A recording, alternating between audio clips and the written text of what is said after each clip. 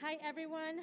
Welcome. Today is December 2nd, and the Charter Committee is meeting today to discuss the charter review of our city charter, of course, here at the City of Chelsea. So I welcome you all for our second night of voting for all the different recommendations that all members have presented.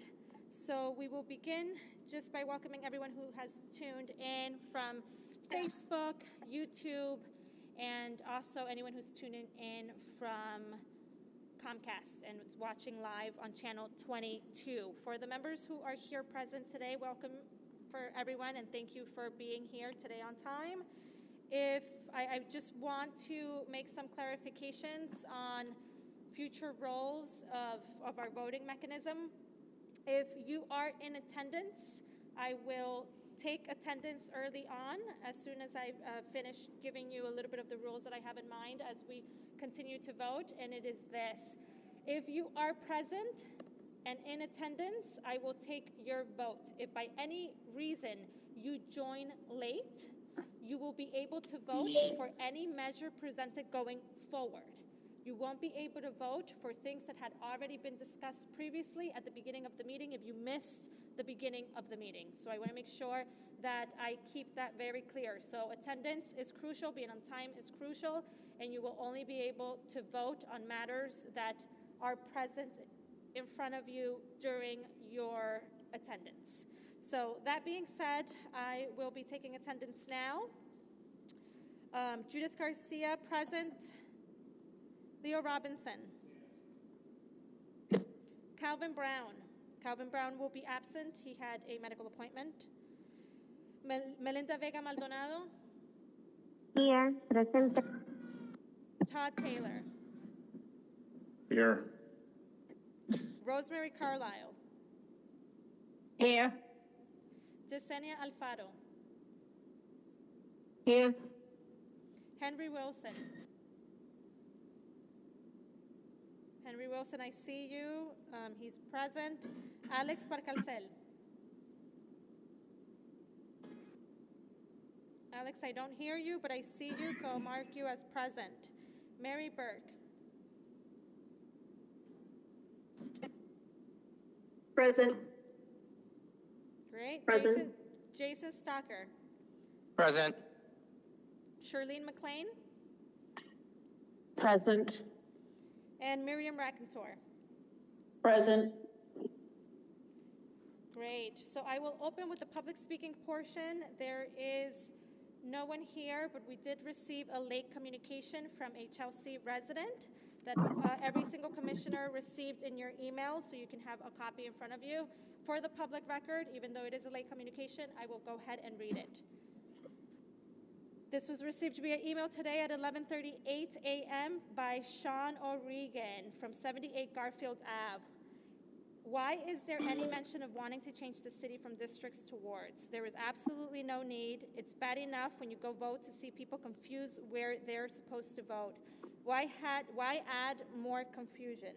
The ones that suffer are the poll workers. They're the ones that have to listen to complaints. Also, with how successful voter turnout was for the presidential election between mail-in and in-person, can the city do that for city elections as well? I think with doing that voter count would go up. There's no need to make things difficult for the voters here in Chelsea. This was received today by a resident, Sean O'Regan. That being said, we move on to the next portion of our meeting, which is now open to public discussion here with this commission with the matters that are in front of us. Today we will be discussing Section 2 and Section 3 in your packets, which is every recommendation that all of you have come up with. So that being said, let's start off with Section 2.1. I have 3 different proposals in front of me today. For Section 1A, which is the composition, eligibility, election, and term of council. That being said, to do this in a succinct manner, I will ask. There's 3 different proposals to change the composition, so I will ask everyone for a vote to decide if you want to change the composition or if you don't want to change the composition. If you want to change the composition, or you don't, and allow me to explain it this way. So if you vote yes, you want to change the composition, then we will consider the two proposals that are in front of us by Councilor Leo Robinson and Councilor Todd Taylor. If you do not want to change the composition, then we will go ahead and leave it as is. We will have one vote to decide, again, very simply, do you want to change the composition, or if you don't want to change the composition. If no one wants to change it, we won't look at the other matters in front of us. If you do want to change it, we will look at the two proposals in front of us. Todd Taylor, I see your hand. You're on mute. So I'm going to withdraw my my proposal in favor of Leo's proposal. Okay. So there's no need to have that vote. You can just vote it up or down. So it's not. There's no reason to have a vote whether you want to have change the composition or not. You just vote on the thing, and it's the same thing. So I'll withdraw mine in favor of. In support of Leo's. Okay, so that changes the rule. That changes the game now. So now we only have basically one proposal in front of us to change the composition, and one not to change the composition. Before we go to take any votes, I will go ahead and open the floor for any discussion pertaining only to Section 1.1A. So if there's any discussion on the matter, I'll open the floor for that, but before that, I see Jason's hand up. So Jason, go ahead. It's actually in relation. I was going to ask for some a refresher, I guess now just from Leo, on what he thinks the benefits are of reducing the council size, just to help refresh our memories. Perfect. On the vote. Perfect. So now thank you so much, Jason. I'll open the floor for anyone who wants to defend their motion. So Councilor Leo Robinson, I'll give you the floor. Okay, let me start by looking at the past election. In the at-large race, we only had 4 candidates. We had 5 people unopposed. I know the letter that came in tonight referenced about the districts, but when you go to vote, if you notice, when I go to vote in my area, I vote in 4-4, and what the 4-4 represented was Ward 4 in the 4th precinct. And if you notice, in the previous elections, we have very little participation. When the wards were much larger, Leo Robinson could live on one end of Broadway, and someone could live on the other end of Broadway and have a following and feel that they could get in the race for the possibility of being a chance to win because they have a lot of backing in the people in that section of the ward as opposed to the other person in the other section. So just to kind of go back, I went back to 1985 to take a look at when the council, when the council was made up of 9 members. So in 1985, in the at-large race, there were 8 candidates. In Ward 1, there were 2 candidates. In Ward 2, there were 2 candidates. Ward 3, there were 3 candidates. In Ward 4, there were 3 candidates. And in Ward 5, there were 6 candidates. And then in November of that year, there were 8 candidates for at-large, 2 in Ward 1, 2 and 2, 2 in Ward 3, 2 in Ward 4, and 5, and 2 in Ward 5. And then in '87, there were 8 candidates at large, 4 candidates in Ward 1, 2 candidates in Ward 2, 3 candidates in Ward 3, 4 candidates in 2, and in Ward 5, there were 3 candidates. And then in '87 of November, there were 10 candidates at large. There were 2 candidates in 1, 3 candidates in 2, and in Ward 3, 2 candidates. Ward 4, there were 3 candidates. In Ward 5, there were 2 candidates. And in '89, there were 7 at-large candidates. In Ward 1, they had 3 candidates. Ward 2, they had 1. Ward 3, they had 3. Ward 4, they had 1. And Ward 5, they had 3. Then in November, there were 7 at large, 2 and 1, 1 and 2, 2 and 3, and Ward 4 was 1 and Ward 5 was 2. And I'm trying to have a conversation to see if we can figure out more participation in this community. And to look at the part of that also in the past, that we had named counselors to the aldermen or to the city council because candidates left and there was no other candidate that ran in that district. And then we had to have a meeting to select a candidate to finish out that term. And as we can see on the school committee this past election, there were only 2 challengers out of 9 positions. So part of this is to get a conversation going to see how people feel, whether they think we should go back to 9 counselors or if people want to stay the status quo. I think when it was ward, there was much more participation from the people who live in this community, and they felt more involved in city government, and they would come to city council meetings and participate in conversations that were going on in the city. And I feel a lot of that is lacking at this point, and that's why I propose to take a look at possibly going back to 9. I'll end it there. Thank you, Councilor Leo Robinson. Anyone else wish to speak on the matter and defend any proposal which they prefer? I see Mary Burke. So, Judith, do you want me to speak? So I'm going to speak against changing. Is that okay if I speak at this point against changing? Great question. So I'm opening the floor for anyone. This is before we take a vote. Opening the floor if you're for or against. I think it's important and the benefit of everyone to hear both positions. So Mary, however you feel strongly. Mm-hmm. So first of all, I definitely respect my colleagues' opinion in this area. I think for me, this represents something bigger. It represents that when you're reducing the number of counselors, you're reducing, you're increasing the voice of the constituents to fewer representatives at the city council level. The other thing is that, we were in receivership.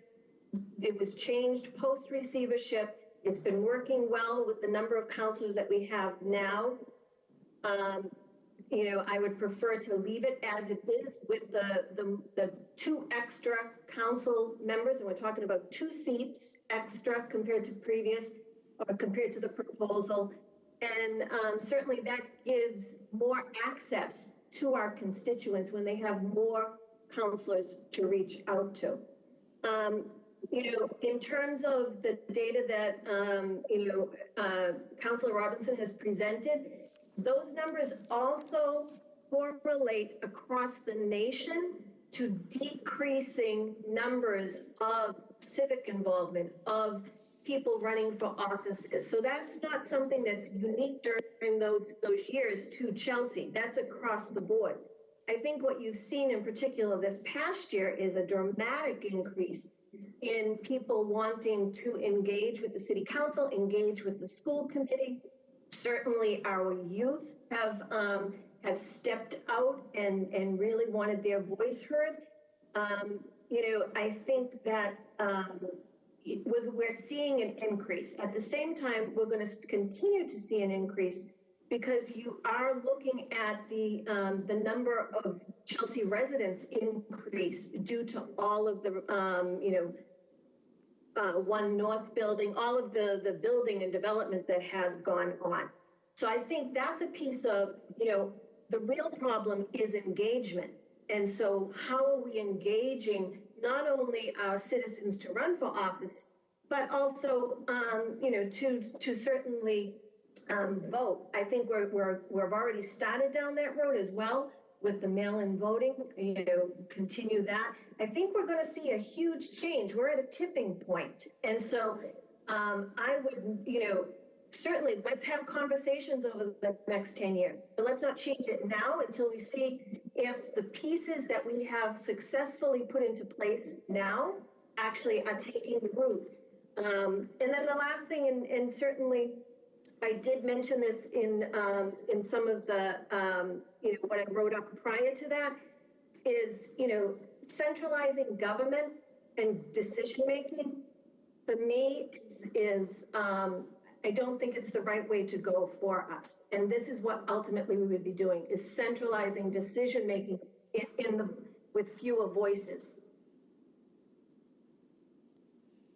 Great, thank you, Mary. Is there anyone else who wishes to speak on the matter?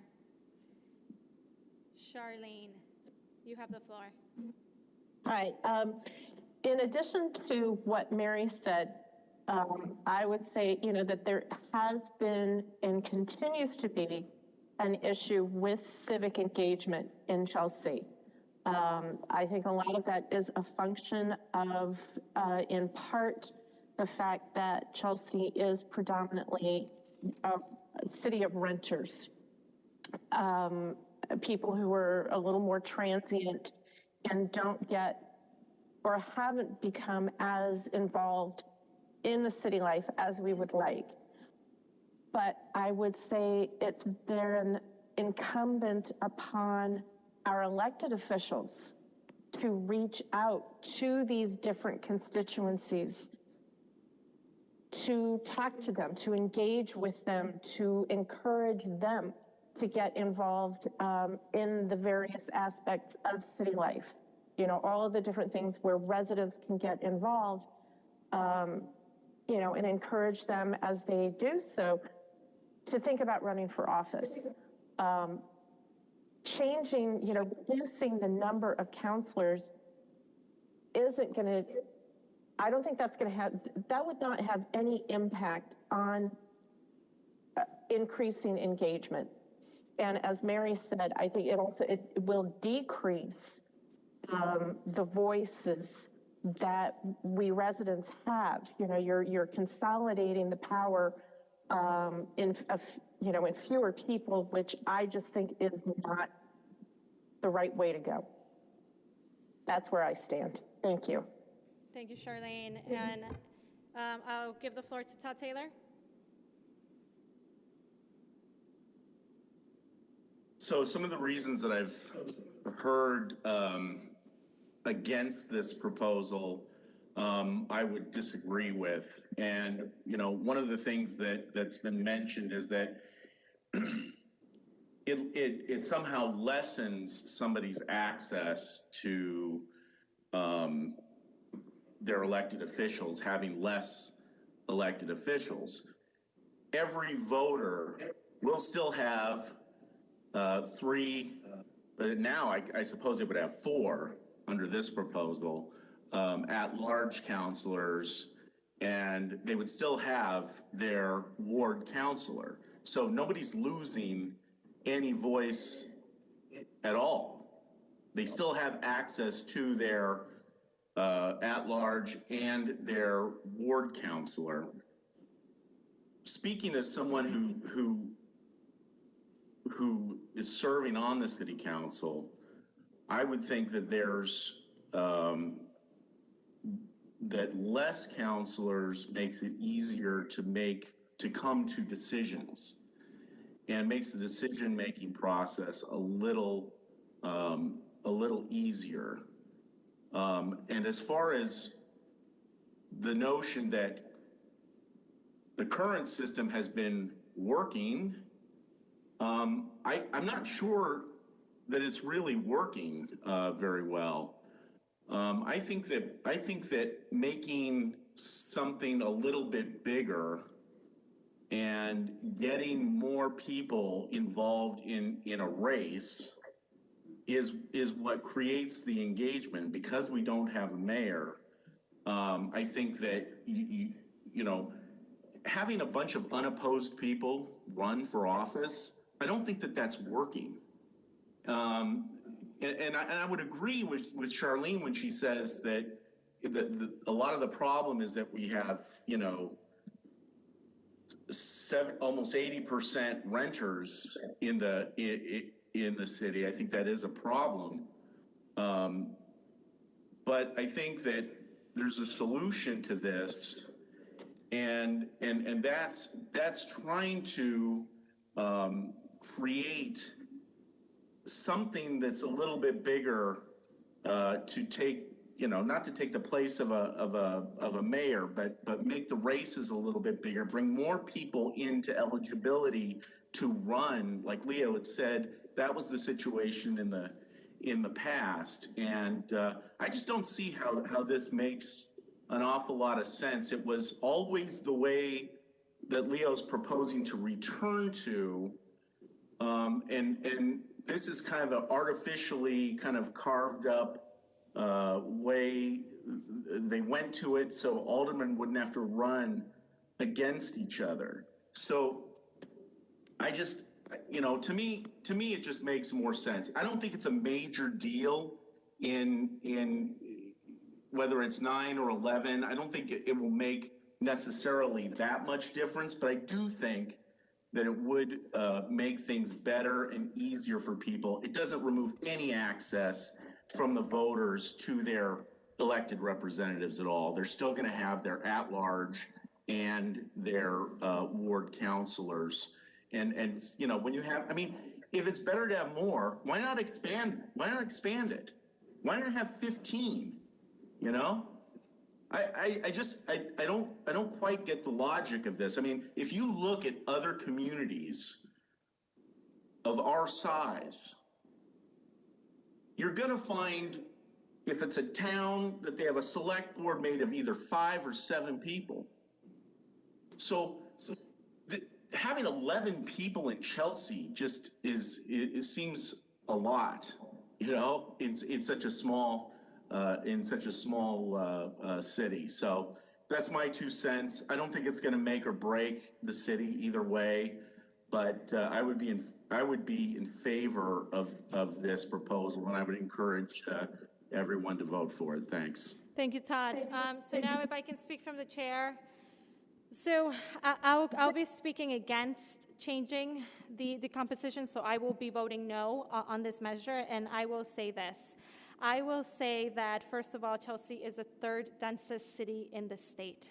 And I see the unique value of having more district city councilors present in our composition of our legislative body, because every city councilor has a concentrated focus, the opportunity to focus in their specific region, specific area.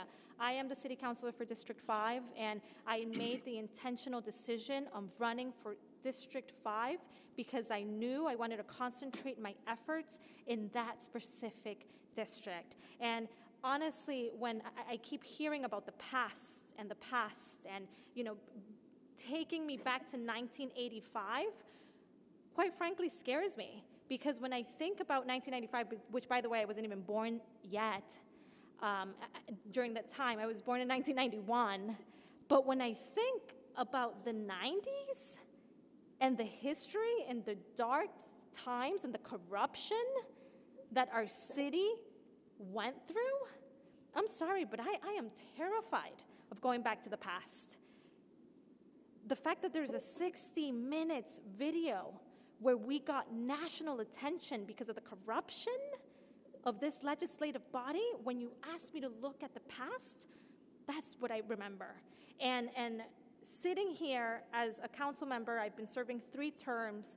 I've had the honor to serve with peers who have jointly with me, and all of us, we've passed progressive legislation that we didn't actually think of on our own.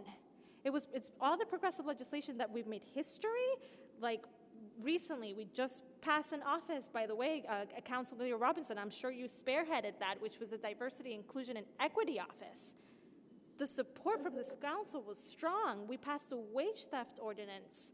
We've passed progressive legislation to respond for the needs of COVID.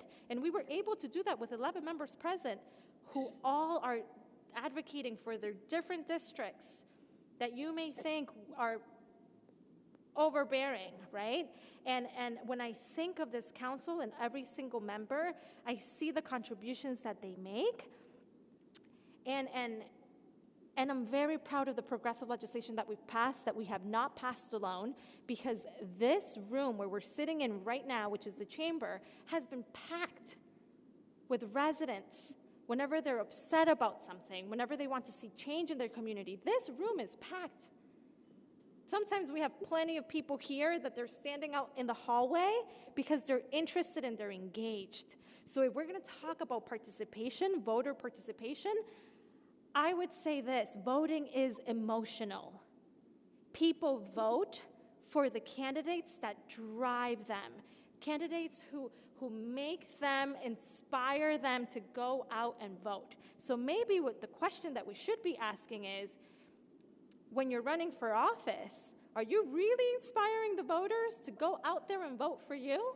So if it's about participation and getting more people out there to vote for specific candidates, then I think that's the candidate's duty to go out there, knock on some doors, and entice people to come out and vote for you. So that's my 2 cents in terms of participation. I don't want to go back to the past. I think we've made plenty of progress now with that, and I am very proud of serving with 10 other members here in council. So that's how I see this. I really hope that everyone here really considers with the way they vote, but I will be voting no on this because I believe we should continue to keep the composition of our council the way it is. So anyone else wish to speak? I want to give the floor to anybody else who wishes to speak, because if not, this is not going to end. So anyone else wishes to speak on the matter? New voices. I want to be able to correct one thing. So let me go for Henry, because you already spoke. We'll go with Henry first, and then we'll go back to Leo, and then unless, we're not going to keep going back and forth on this, so I want to hear new voices. But Henry first, and then Leo. So Henry, go ahead. My concern is having less people on the council, how that affect the productivity and the growth of our community by our leaders.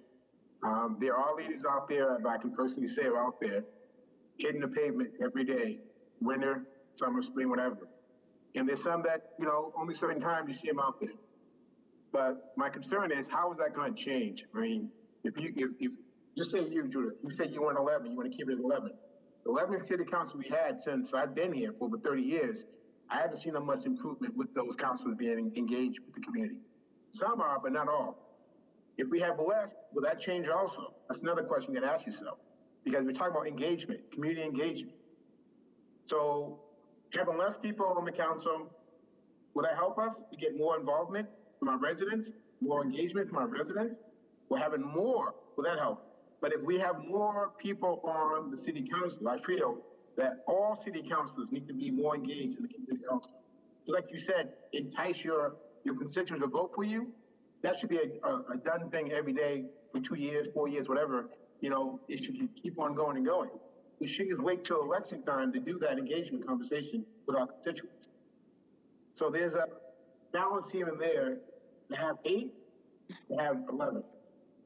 So that's going to improve our engagement with our community and our residents. Then I'm saying, okay, let's do the 8. But if you're going to keep everything the same as we have with 11 city councilors, leave it alone. That's just my own opinion with it. Because you have to make sure that you are engaging the community at all times. And that's it. Thank you for your time. Leo. I just want to correct one thing that you said. It wasn't a city council that was in trouble, it was all the mayors. It had nothing to do with the city council. I just want to make that clear to the audience who is listening, that it was the mayors. It had nothing to do with the councilors or aldermen who represented the city. But it was the mayors that brought us to a situation where we have a city charter in front of us, and when we're discussing the changes in our government legislation. So again, my point with this is Chelsea, and there's no denial of that, had very dark years, and that's why we're here today with this charter. So Todd Taylor.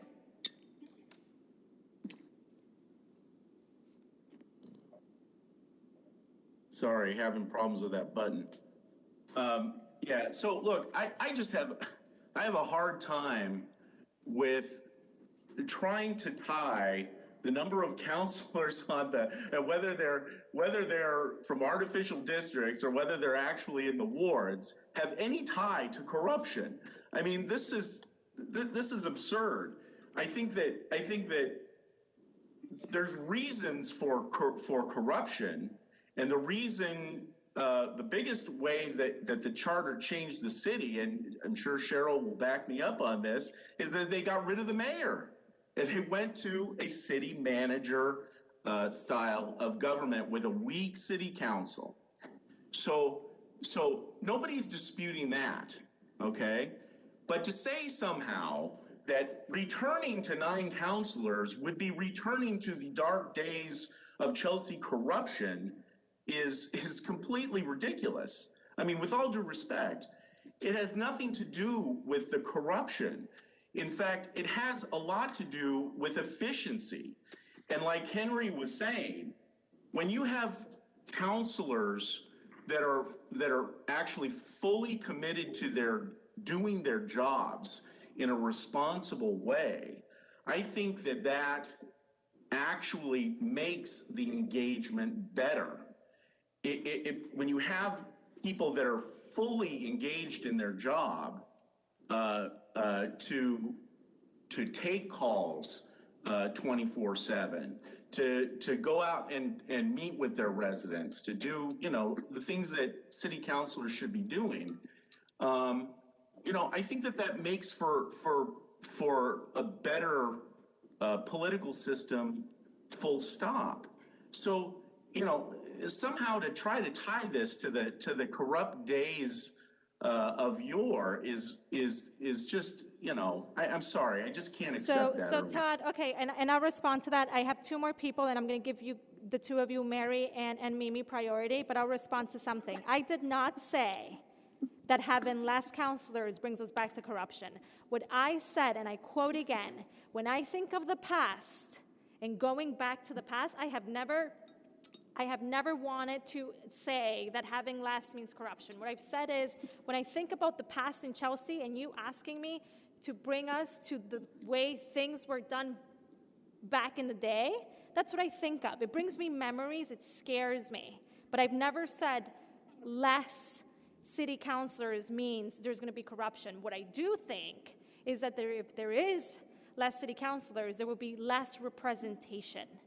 And it will set barriers for people like me, people like my colleagues that for the first time made history in this city that has been majority predominantly Latino. The fact that 6 years ago, we made history by being able to elect a council that really represents the people it serves, that opportunity would have not presented itself if there were less counselors here. So the issue that I have with having less counselors is you're giving more power to a select few.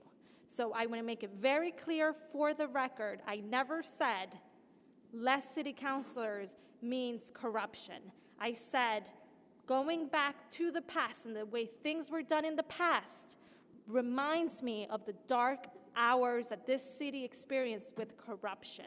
So it's a matter of less counselors, is less representation for this city. So that's where I will end my comments. I will give the floor to Mary and then Mimi. So Mary, you have the floor.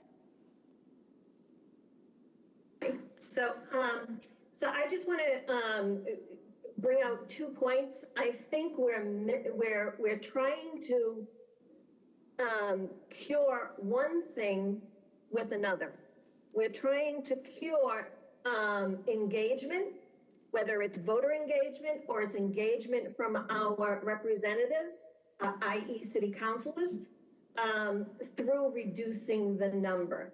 I don't see that as actually being a way to go. We are a federalist system in the United States. We are representative government. Our city councilors represent us. The efficiency that was referenced before, having fewer doesn't necessarily mean efficiency, because it's whose efficiency? Who will be the voice that gets passed?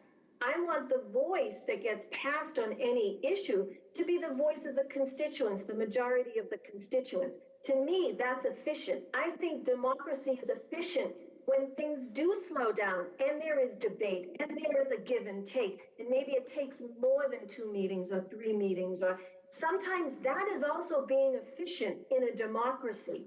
And so, we do not cure engagement by reducing the number. We cure engagement by setting the expectations, and shame on us. Shame on us as the voters in Chelsea if we keep electing people who are not engaging fully.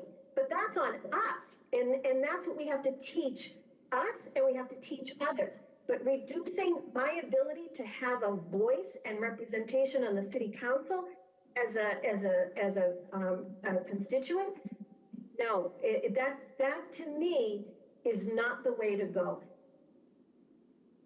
I hand it back to you. Thank you, Mary. Mimi? I just want to say, I agree with Mary. I'm going to vote no.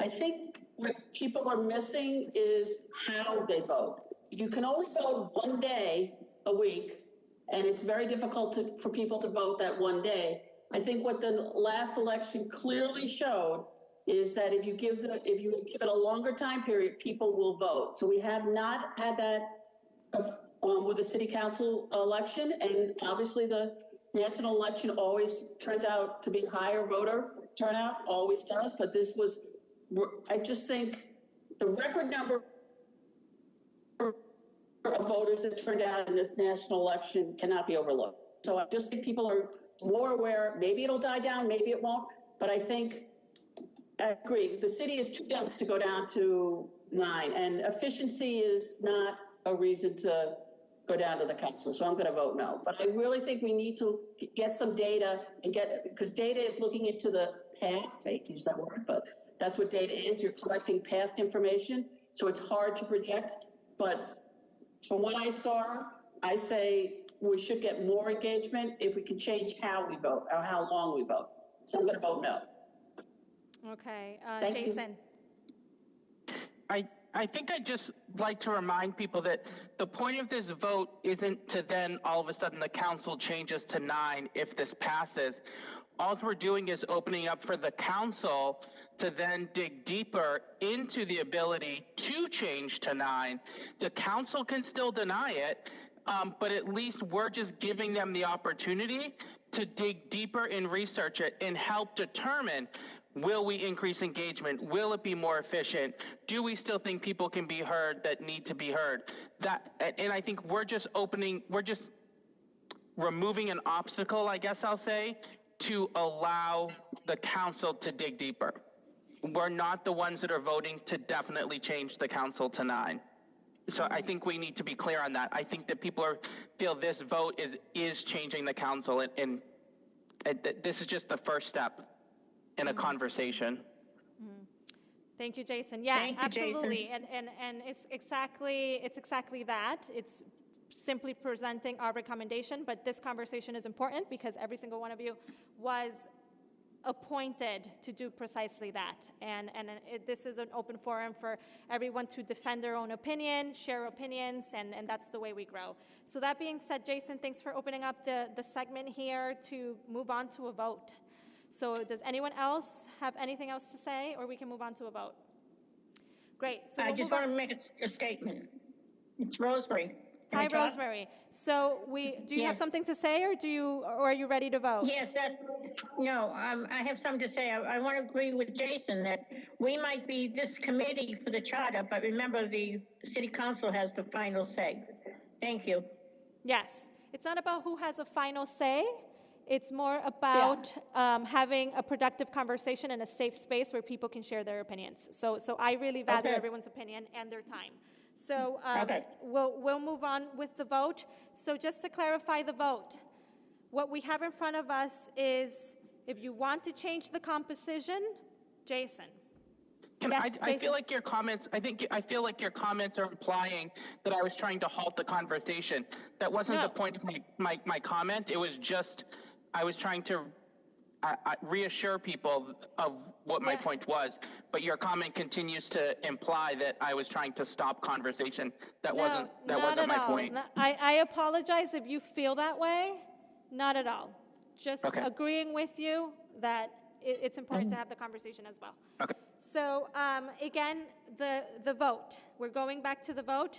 If you vote yes, it means that you do want to change the composition. So the matter in front of us is, do you want to change the composition of the council? This is section 2.1. Do you want to change the composition of the council? If you vote yes, it means you do want to change the composition of the council. If you vote no, you are against changing the composition of the council. So voting begins. Judith? For clarification, Yes. so if we vote no, we're not going to pass this on to the city council. So Is that what you're saying? Yes, so if we vote no, what's in front of the council is there's no change of composition. Okay. And if you vote yes, you do want the change of composition, and that automatically makes your proposal, considering that Todd Taylor withdrew his. Right. If people vote yes, then your proposal, Leo Robinson's proposal of decreasing council members to 9 will be presented to the council. Okay. So that's where we are. If you vote no, you're against making any changes. If you vote yes, you are in favor of changing the number of members on council. So we will begin. Judith Garcia, no. Leo Robinson. Yes. Calvin Brown is absent. Melinda Vega Maldonado. No. Todd Taylor. Yes. Rosemary Carlisle. Yes. Yesenia Alfaro. No. Henry Wilson. Yes. Alex Barcalcel. Yes. Mary Burke. No. Jason Stalker. Yes. Charlene McLean. No. Mimi Racantor. No. So we have 1, 2, 3, 4, 5, 6 votes against, and we have 1, 2, 3, 4, 5, 6 votes in favor. Oh. So I will give the floor to Cheryl Watson so she can explain what happens in this case. Well, the yes did not pass. The yes, So nothing was approved with a tie vote. So moving forward, you did not recommend that there was a change in composition of the city council. okay, so because there was a tie, the motion does not pass. So it's canceled. Can you, Cheryl, for my strangling hands here, can you repeat yourself? Your rule was a majority, I was in that meeting where you said a majority of those present passes. A majority did not pass the vote to change the composition of the city council. That's So- all. I'm just going by your vote, your rule, that you all agreed on. So the composition of council stays the same because there was a tie. Basically. So, okay. So everyone, if there's any, I see some hands. So just to clarify that, the motion does not pass because there was a tie. So the composition stays the same. How many members were present? There was no amendment present. No, how many? There was no, there was 3 motions in front of me. How many people attended the meeting tonight? We have 12 people here tonight. So we have everyone here tonight, and the motion doesn't pass. I see some questions. Charlene. We move on to, Okay, so I understand that because of the tie vote, the motion to change the composition doesn't pass, so basically we're not making any recommendations to change this section. Will the city council receive all of the suggestions and the inputs that came, that we made as we were going through our meetings, that the community brought in? Yes. Okay. Yes. So they and could just to- they're going to get Leo's suggested change for this section. No, So the council. Charlene, so that's a great question. So the votes that we're making now is we're agreeing, so we're voting either in favor or against different proposals. The proposal who gets a majority, that's what will be included in the final packet presented to the council. The council will see, however, how you stood on a particular case. So in the final packet. So basically, Charlene, even if it went to council, council does not have the authority to make the final decision on the composition of council. That would always go to the voters. So Right. what is presented to the city council is the recommendation of the charter review committee. They may do nothing. They may make changes. This is everything this spurs discussion amongst the city councilors. There are city councilors here today that they could always bring this up outside of charter review, or they could get a petition from members of the residents. So there's so many different ways to change the charter, but this way to change the charter, the review commission is not recommending a change in the composition. That's all this is. That's all this is. Okay. So city council does not have the final say, contrary to what Jason said earlier. The voters do. Thank you, Cheryl. Okay, Todd Taylor. Wow. So Cheryl, I just want to clarify one thing. It's my understanding that the city council, individual city council members can bring, when we take the recommendation of this commission, the city council, any additional members of the city council or whoever, any members, can bring up for debate ways that they would like to see the city charter amended. Of course, something like this would have to go before the voters, but the city council's role is to actually, it's not just a up or down vote on this particular recommendation. They can do whatever they choose. No, they can't. No, there's another process by which city council can amend the charter. This is just the charter review process. So an individual councilor cannot just put on the floor, let's change the charter. There's a process within the charter right now that says, and within the state law, that you have to get signatures to change it the way you want to change it, and then present it to the city council. So there needs to be something presented to the city council. Well, I know that's an additional way. My question was about this particular process. So it is an up or down vote. It's a up or down vote or review of what was presented to the city council. The city council then makes decision as to each recommendation to move it to public hearing, and then to perhaps put it, depending on what it is. So they have no input whatsoever on any types, they can't make their own proposals to change the city charter, whether those proposals get voted on, they would still have to get voted on, but so they're restricted merely to what this particular commission has recommended. So that's my question. So it's a little weird the way that you're phrasing it. When this recommendation goes before the city council, right, you review this recommendation. Right. If there's friendly amendments, there's friendly amendments. But if you wish to do something outside of this process by adding to it or changing it, you have to do that separately. So this process is, these are our recommendations to change the charter. This is, the city council is on this committee for a reason. And it could totally change. They're not barred from it. If you are saying that It's a waste of the public's time is if councilors sit on the subcommittee, the residents sit on it, and then they send it forward and a councilor does what he wants to do anyway. But That's not fair. But that's how it works. That's basically how it works in the rest of city government too, is that the city council would have to approve most of what, comes before it.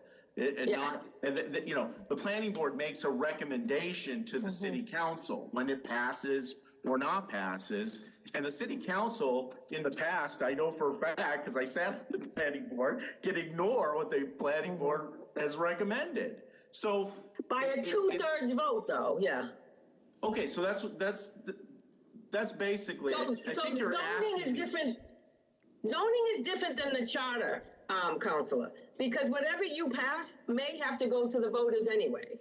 But you could have brought up your own charter changes separate and apart than the charter review. This is a process that happens every 10 years.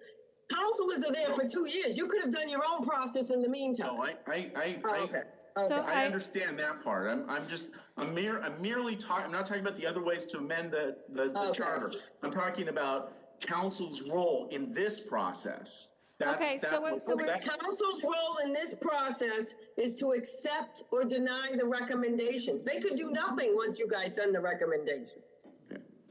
Okay, thank you. So if that answers the question, I have Leo Robinson here. Todd, are you satisfied with that answer? Yeah. Leo. Yeah, but even when this document goes to the city council still have leverage and input as to what they want to see or not see. And then the voters would have the opportunity to weigh in on it. I just wanted to make that clear for people to understand.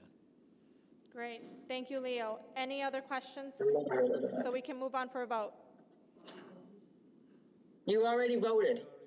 It failed.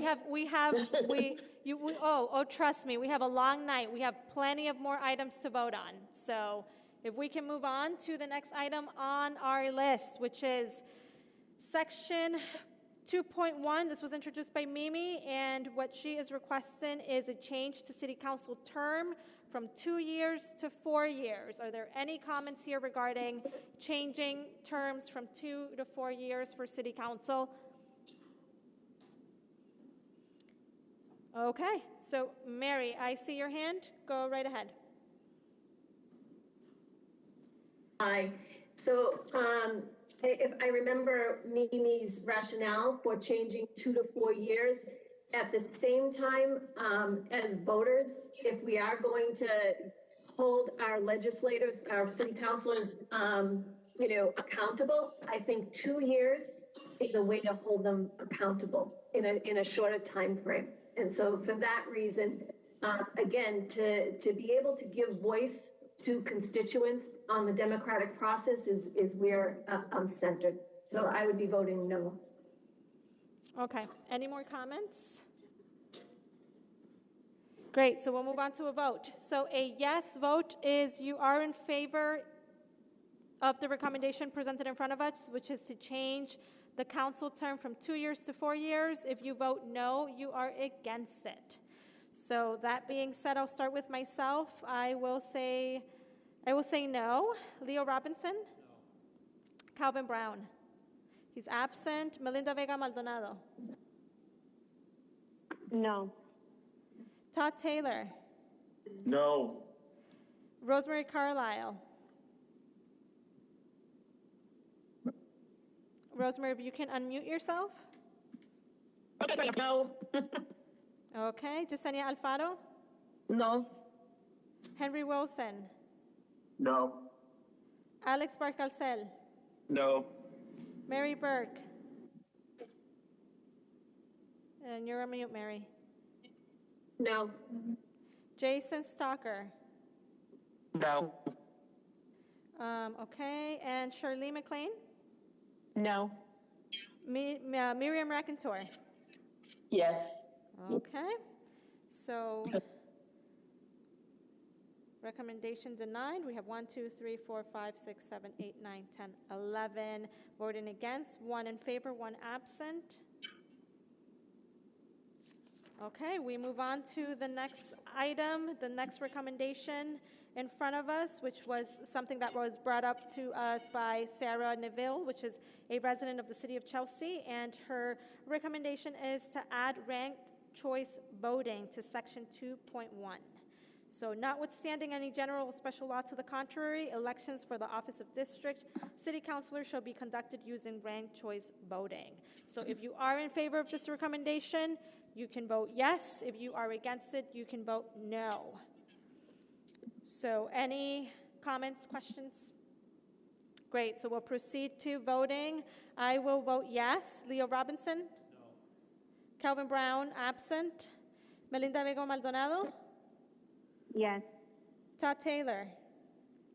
No. Rosemary Carlisle? No. Yesenia Alfaro? Yes. Henry Wilson? No. Alex Barcalcel? No. No. Mary Burke? No. Okay, Jason Stalker? No. Okay, Charlene McLean? No. And Miriam Rakentor? No. Okay, so recommendation is denied. We have 1, 2, 3, 4, 5, 6, 7, 8, 9 against, 3 in favor, 1 absent. We move on to the next matter in front of us, which was something introduced by Mary Burke. The recommendation requests the change of spelling of counselors with 2 L's, from counselors with 2 L's to counselors with 1 L. So she's requesting for this change to be made throughout all of section 2, which is 2.1A, 2.1B, and the rest of the sections. So are there any comments? If not, we move on to voting. If you vote yes, you are accepting this recommendation. If you vote no, Excuse me, I then think you're Jason against it. Stalker has a, Jason, go ahead. Sorry, I missed you, Jason. I think this should be revised for the entire charter. Well, I'm not sure why we're limiting it to 2.1, right? Okay. Just to be clear, it might be defined in 2.1, but it really has to change throughout the entire scope. So I will accept, so what I'm hearing is Jason is requesting a friendly amendment to, instead of just include section 1, that we make this request for the entire charter. So we have an amendment in front of us for the entire charter. If you are in favor of this amendment, vote yes for the entire charter. If you're against, vote no. So, great. Judith, yes. Leo Robinson? Yes. Calvin Brown? Absent. Melinda Vega Maldonado? Yes. Todd Taylor? yes. Rosemary Carlisle? Yes. Yesenia Alfaro? Yes. Henry Wilson? Yes. Alex Barcalcel? Yes. Mary Burke? Yes. Jason Stalker? Yes. Charlene McLean? Yes. Miriam Rakentor? Yes. Perfect. Motion passes by all members. Okay. Now we move on to the next section the next recommendation in front of us by Leo Robinson is section 2.2. City Council Organization, replace the word city with council before clerk to read as follows. After the councilors-elect have taken the oath of office, the city council should be called together by the council clerk for the purpose of conduct in an election among city council members for the office of city council president and vice president to serve at the pleasure of the city council. So I will give the floor to Leo Robinson so he can explain in more detail to some of our residents what this would mean. Well, in the past, actually, the city clerk used to actually serve as the clerk to the city council, which was changed, and the city council has its own clerk. And the charter has never reflected to show that the city council has their own clerk who runs the city council meetings. So therefore, that's why I asked for this, to make this change so it shows that the city council has its own clerk, and it's not the city clerk that oversees the city council. Great, thank you, Leo. I will also be voting in favor of this. It's clearly acknowledging the fact that we do have a clerk who has plenty of responsibilities here as well. So I will be voting in favor. It's honestly a small, at this point, I would consider it a grammar. Well, it's not a grammar, but it's more of a word change that really reflects the way things are done here. So I completely agree with this. We do have a council clerk that serves at our discretion and helps us get a lot of things done. So I will be voting in favor. Is there anyone else who wishes to speak on the matter? Great, so we'll move on. A yes vote is you are in favor of the recommendation. A no vote is you're against. Judith, yes. Leo Robinson? Yes. Calvin Brown is absent. Melinda Vega Maldonado? Yes. Todd Taylor? Yes. Rosemary Carlisle? Yes. Great. Yesenia Alfaro? Yes. Henry Wilson? Yes. Alex Barcalcel? Yes. Mary Burke? Yes. Jason Stalker? Yes. Okay. Charlene McLean? Yes. Miriam Racantor? Yes. Okay, we have all in favor, one absent.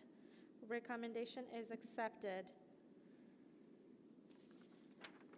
Okay, we have one more. This was presented to us. The recommendation in front of us is by Jason Stalker, section 2.10.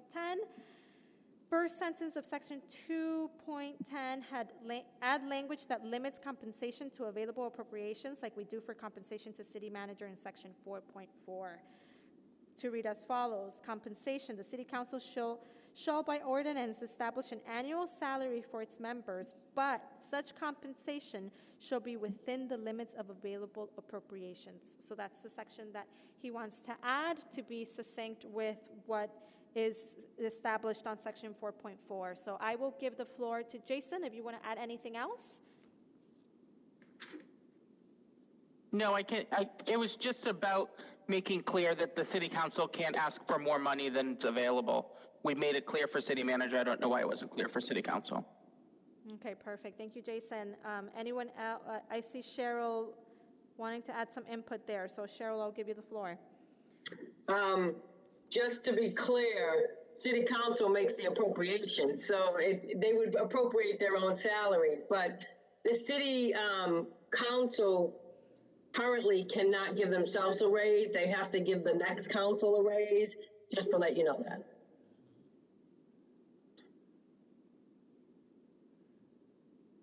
Okay, so.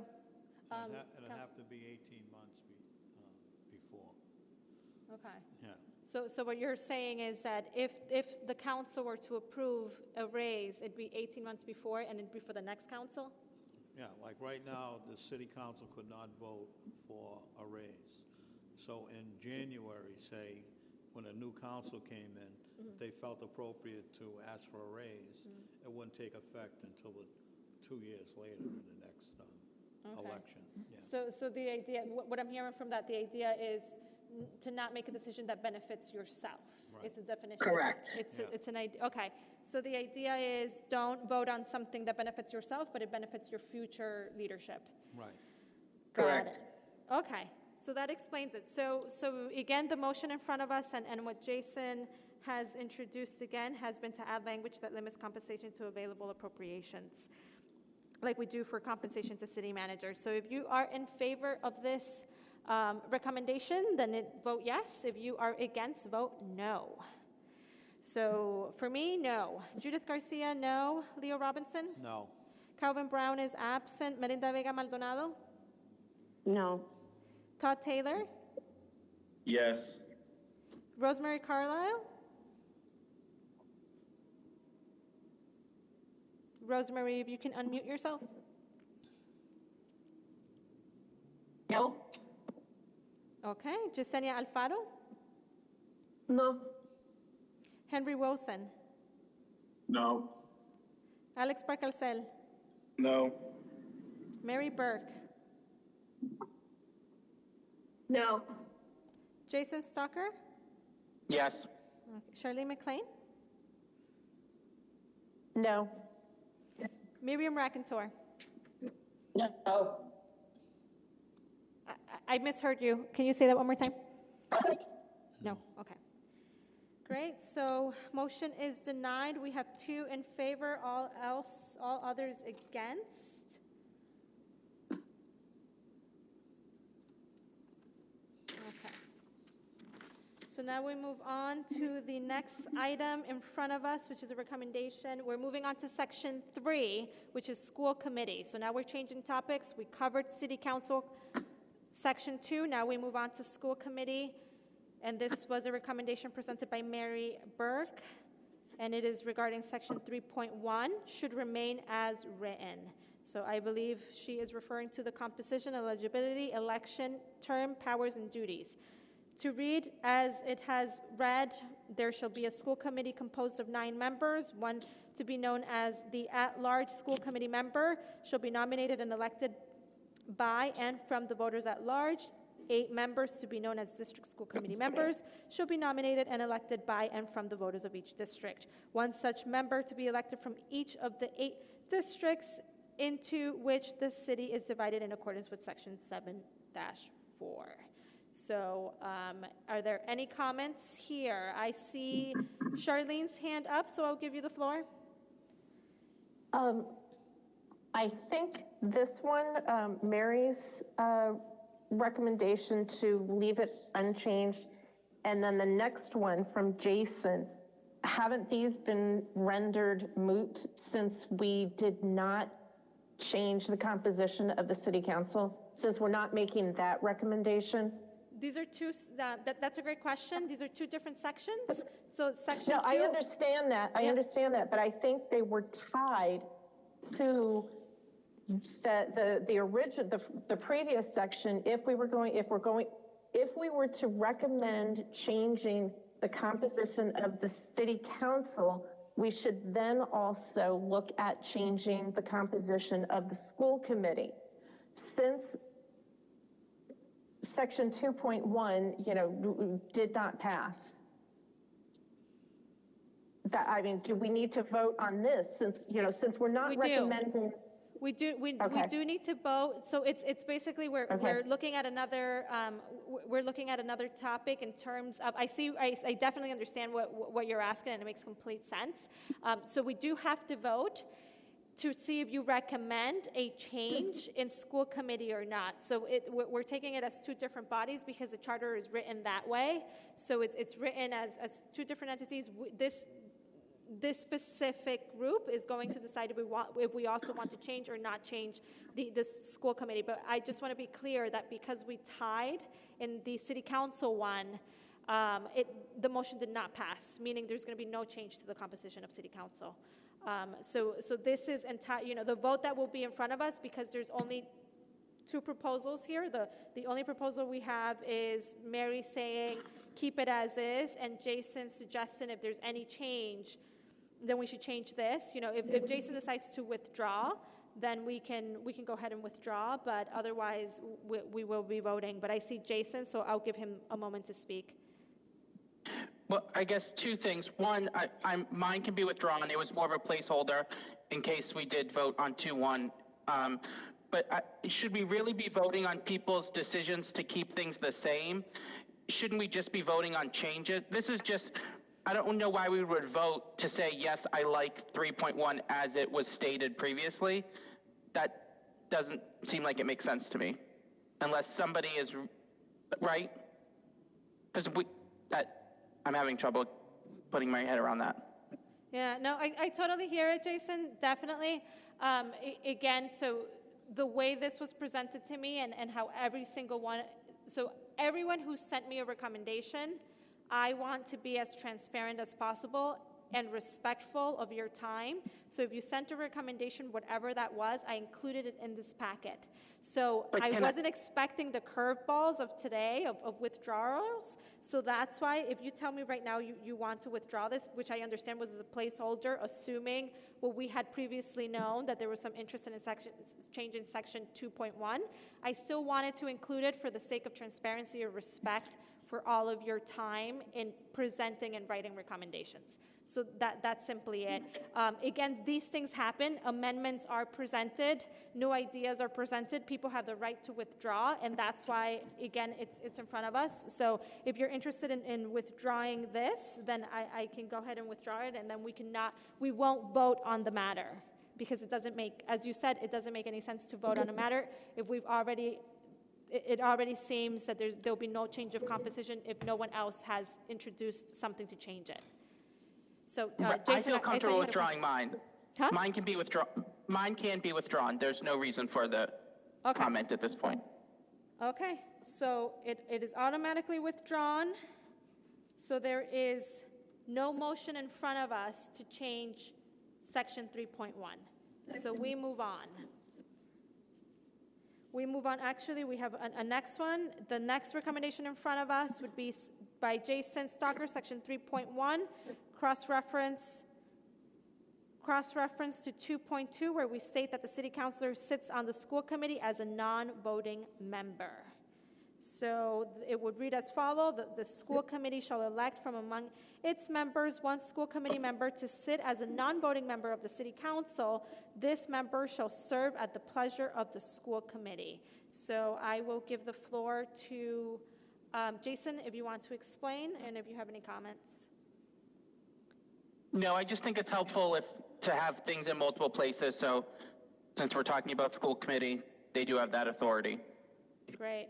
So I will also speak on the matter. I am actually in favor of this because, as Jason mentioned, it's the idea of being mindful with what's already previously stated. And actually, we do have a school committee member who attends our city council meetings. So I think having language in our charter that really reflects the way we operate. We do have that school committee member that does sit at the city council, even though they can't vote.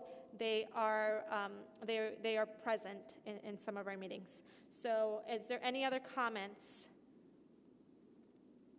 No? So we'll move on to a vote. If you vote yes for the recommendation. Well, I have a comment. Yes, Cheryl, go ahead. I didn't see your hand. We right now have a delegate from the school committee that attends our city council meetings. I believe it might be Ms. Rosemary Carlisle. Similar to the fact that we have a city councilor who is a delegate to the school committee. So what is this language doing for you? What's the difference?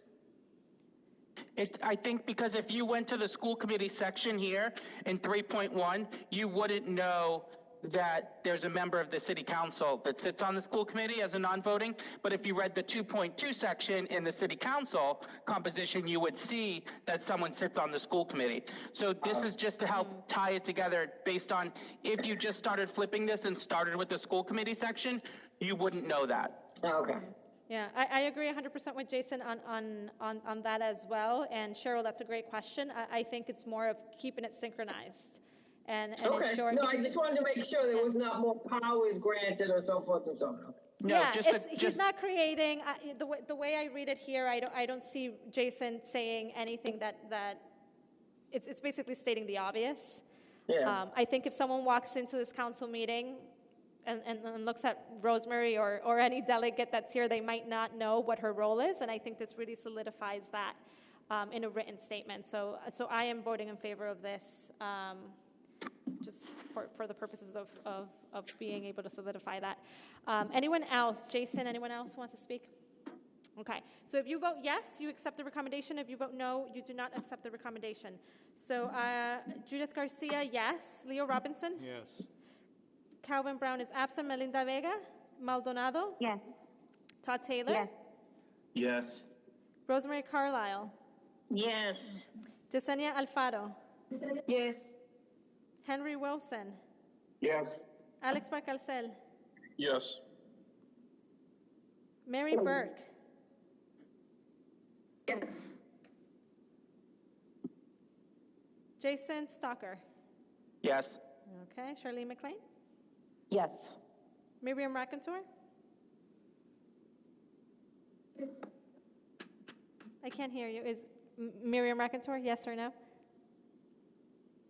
Yes.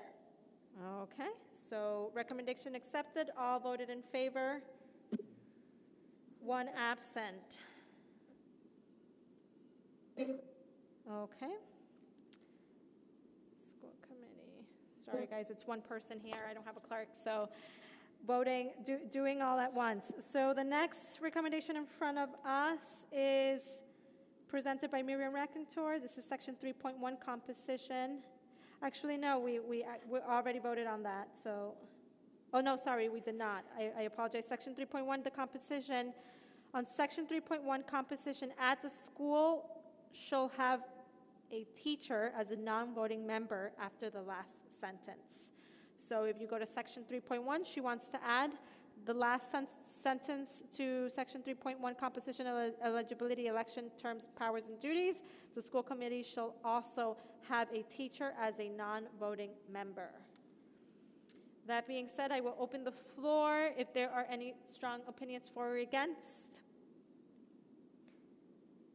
Okay, so I will open the floor now for voting. If you vote yes, you are in favor.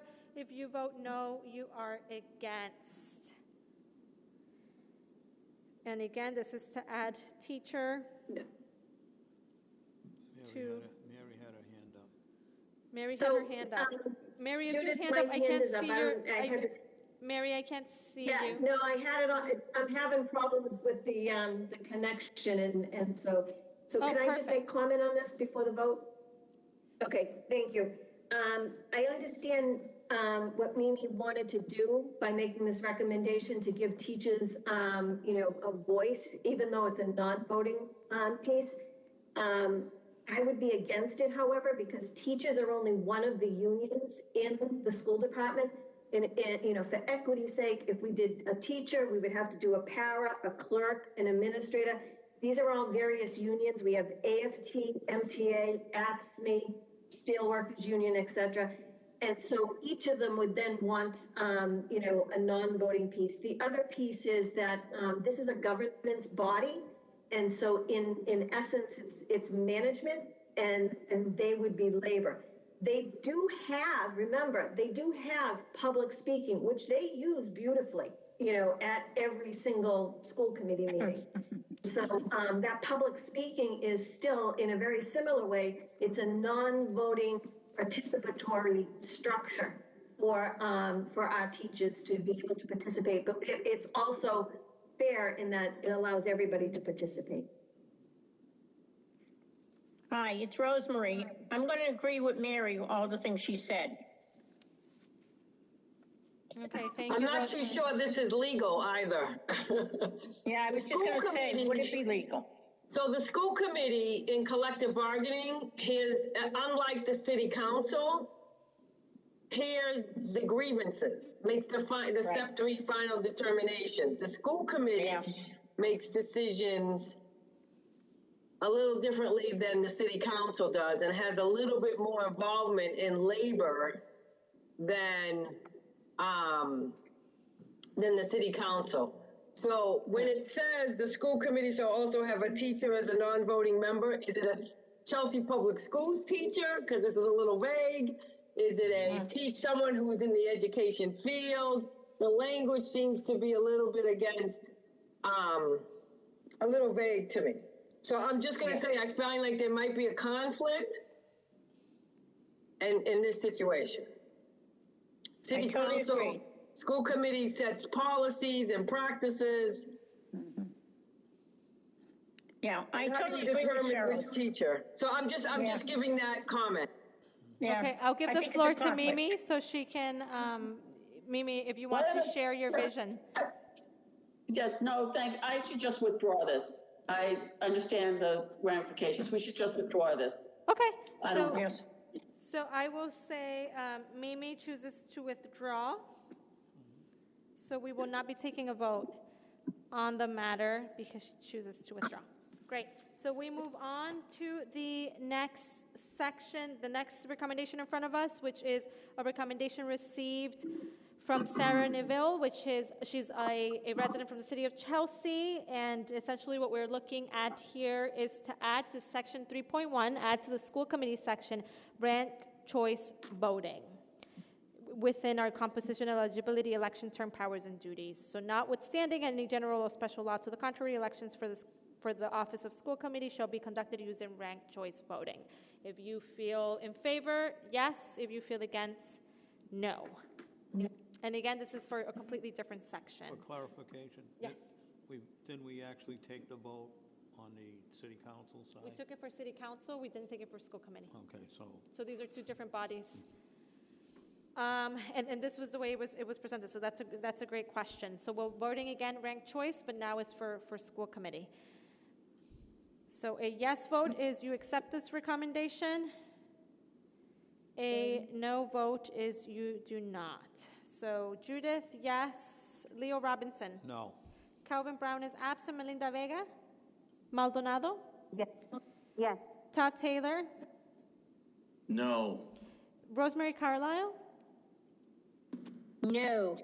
Jasenia Alfaro. Yes. Henry Wilson. No. Alex Barcalcel. No. Mary Burke. No. Jason Stalker. No. Shirley McLean. No. Miriam Rakentor. No. Okay, so motion is denied by majority of those present. Okay. Now we move on to the next recommendation in front of us, which is presented by us from Miriam Rakentor. This is section 3.4, last paragraph of section 3.4. Change elected to approved by the city council during budget hearing to read as follows. No vote increasing such salary shall be effective, however, unless it shall have been adopted by a two-thirds vote of the full school committee during the first 18 months of the term for which school committee members are elected, and the revised salary schedule is to be effective upon commencement of the terms of office of the next school committee to be approved by the city council during budget hearing. That being said, I'm opening the floor. Any comments? Votes for or against? Great, so we move on. Oh, I see Jason. Sorry, Jason. Go ahead, Jason. I feel like the word elect still needs to be there, and maybe it needs to read elected and approved by the city council, because what they're saying is that the next school committee that is elected, right? Okay, so what I'm hearing is Jason is introducing a friendly amendment to add elected and followed by what Miriam is presenting. Is that right, Jason? If someone else reads it differently, that's fine. Yeah. As I'm reading it. Okay, perfect. So it would read as follows. Let me try to go back here. The commencement of the terms of office of the next school committee to be elected and approved by the city council during budget hearing. I like that. I don't know how, so that's an amendment in front of us, but before, I will give the floor to Mimi, I'm sorry, Charlene. Apologies. No, I agree with Jason that the word elected needs to be kept in there, but I think the placement of the next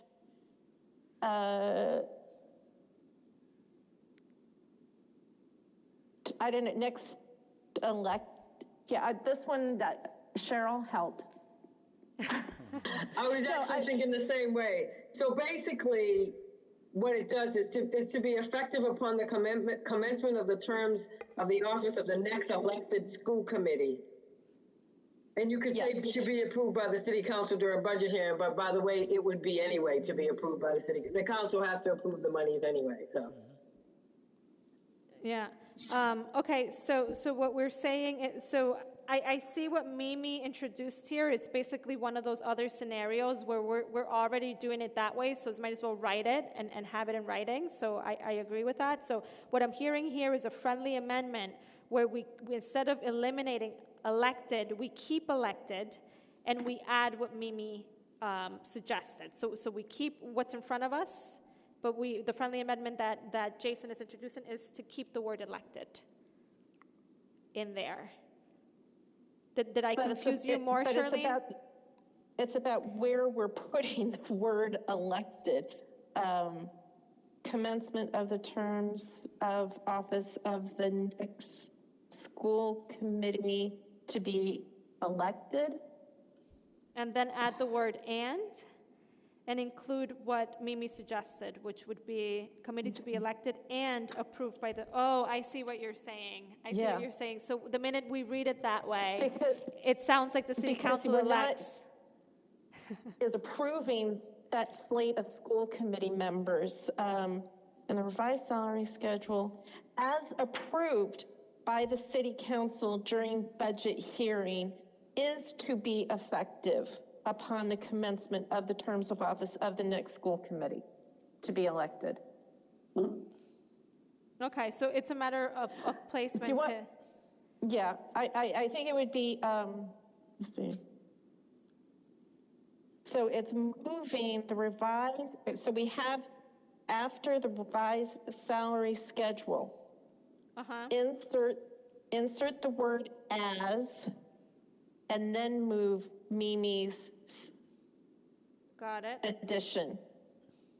Okay. Is to be effective. Is to be effective upon the commencement of the terms of office of the next committee elected. Yes. Okay, so I will read it so we have a friendly amendment in front of us, proposed, thank you Charlene and thank you Jason. So we have a friendly amendment being proposed by Jason and Charlene for this section to read as follows. No vote increasing such salary shall be effective, however, unless it shall have been adopted by a 2/3 vote of the full school committee during the first 18 months of the term for which school committee members are elected, and the revised salary schedule as approved by the city council is to be effective upon the commencement of the terms of office of the next school committee to be elected. So that is the friendly amendment you have in front of you. If you vote yes, you are in favor. If you vote no, you are against. So we move on to the friendly amendment. Judith Garcia, yes. Can I speak on it? Oh, I didn't see your hand. Leo. Yeah. Okay, in the past, the increases have been done simultaneously with the city council. And the city council, in conjunction with the school committee, would vote collectively. The city council would vote to approve the school committee's pay raise. And the city council would also be doing it in conjunction with the school committee. And in the past, the council would take a look at other communities as to what they're being paid and try to come up with a neutral increase that would not hurt the city budget. And also, the school committee would be part of that, getting an increase at a certain level in relationship to other school committees. Got it. Okay, anyone else wish to speak on the matter? Great. So again, what we have in front of us is a friendly amendment to add the words as approved by the city council after the word schedule and to leave the word elected to this section. Essentially what Mimi is requesting is to add something that we already do. So we go to vote. Judith Garcia, yes. Leo Robinson? Yes. Calvin Brown is absent. Melinda Vega Maldonado? Melinda Vega Maldonado? You're on mute, Melinda.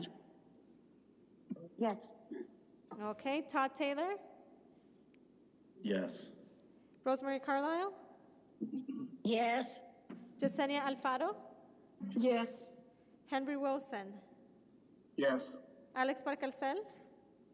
Yes. Mary Burke? Yes. Jason Stalker? Yes. Charlene McLean? Yes. Miriam Rakentor? Yes. Okay. The amendment and recommendation is accepted, majority. Okay. We move on to the last two votes in front of us. We have a recommendation presented. Is anyone, Charlene. I'm going to withdraw mine. Okay, so we have the initial presenter of this motion withdrawn, so you will not be voting on the matter. And Jason, I see your hand up. You can withdraw mine as well. Okay, so we have two motions withdrawn. You will not be voting on these two motions. So we have, congratulations everyone, we have completed sections 2 and 3. That being said, thank you so much for your participation this evening. I look forward to seeing you at our next meeting where we will be discussing sections 4 and 5. Have a great evening, everyone. Good night. Good night.